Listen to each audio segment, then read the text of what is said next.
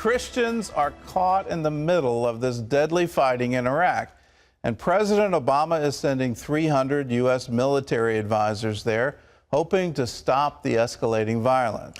People in Iraq and the Middle East are turning to prayer and asking God for help.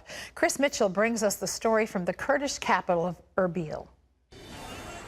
Since the military campaign by the terrorist group ISIS began, more than 500,000 refugees have flooded into Kurdish Iraq. Now it's hit the Kurds on the road. The war has created a severe gas shortage here in Erbil. For example, this line of cars behind me stretches for about 2 miles, and some people have been waiting about 11 hours just to get some gas. And we've just been told this gas station has no more gas. And when they finally get to the gas pump, they can only get 30 liters, or about 8 U.S. gallons. It's a war the Kurds don't want. We are trying to keep away from this war, which right now is going on in Iraq. The national issue is much more important for us. We don't want to be involved in this because the war is between Sunni and Shiite. Many Kurds believe the current crisis means they have to chart their own course. The best thing for us as Kurdish people, I think we don't want to be with Iraq anymore. We want to be separate with them. That's enough for us. Yes. Is that how a lot of people feel? Yes, 99% people in Kurdistan, they say this thing. They say it's enough. We want to be alone. Many Kurds fear with countries like Shiite Iran and Sunni Turkey and Saudi Arabia pitted against each other, the current crisis is an Islamic civil war that could escalate into a regional war.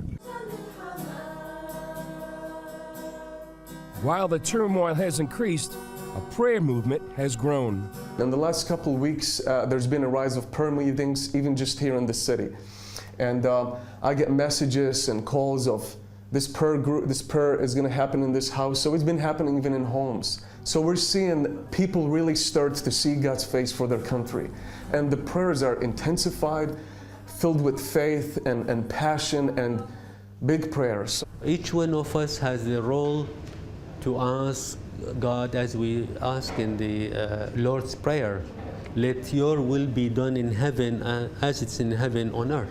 Mahir Tawfiq oversees a national prayer network inside Iraq, and that partners with an international prayer ministry. I just want to encourage our dear brothers and sisters around the world to continue praying for our country, in spite of all the demographic changes, the destructions, the wars and whatever happening. God has the final word. Chris Mitchell, CBN News, Erbil, Northern Iraq. We encourage you to pray today for Iraq. This could blow up into a regional conflict.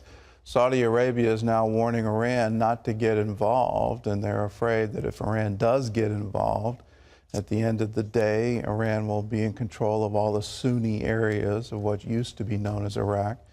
And then this whole ISIS, it's coming out of not just Iraq, it's out of Syria. And their goal is to create a new caliphate. So please be in prayer for the peace of Iraq. Well, in other news, Republicans are calling on President Obama to support persecuted Christians. John Jessup has that story from our CBN News Bureau in Washington. John? Gordon, Texas Senator Ted Cruz says the president needs to stand up for Christians in countries like Iran and Sudan. Speaking at the Faith and Freedom Coalition conference, Cruz said the failures of the Obama administration have allowed attacks on Christians in other countries. Other Republicans at the conference said the president and American leaders must do more to defend Christian values here at home as well. Well, supporters of traditional marriage came together here in Washington Thursday for the second National March for Marriage. Mark Martin has that story.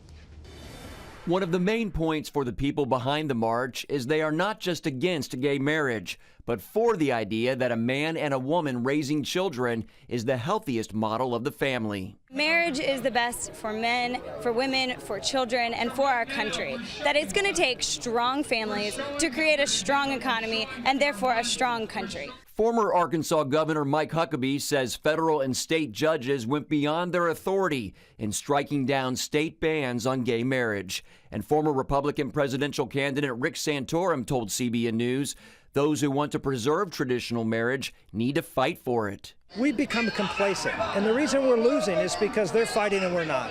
The activists hope to shape public opinion, legislation, and court rulings by coming before such institutions as Congress and the U.S. Supreme Court in vast numbers to show that tens of millions of Americans still support the traditional model of marriage. Mark Martin, CBN News.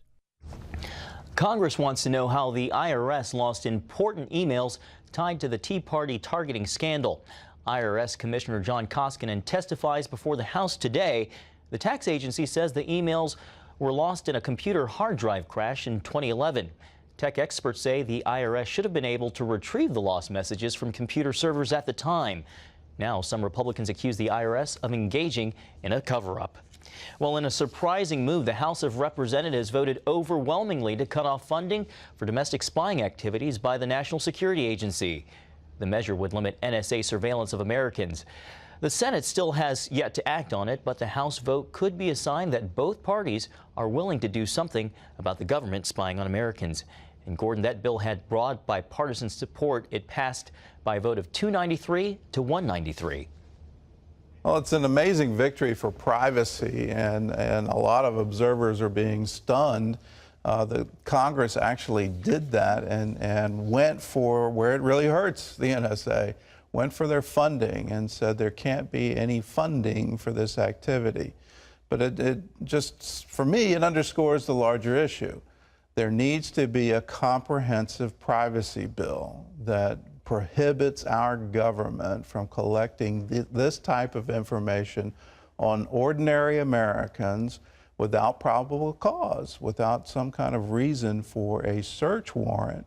We're allowing them to search literally everything we do. All this metadata tracks every movement, and the email searches, all of it. They can get a very clear picture of who you are and what you're interested in from all this data they're collecting. And so it's good news, but we need to have more, and we need to have a comprehensive privacy bill that establishes for all Americans what was intended by the Constitution, that the government can't search your records without probable cause. President Obama is moving to give gay and lesbian couples the right to take time off the job to take care of their spouse, even if they don't live in a state that recognizes gay marriage. The president is directing the Labor Department to draft rules so that same-sex couples can take time off under the Family and Medical Leave Act.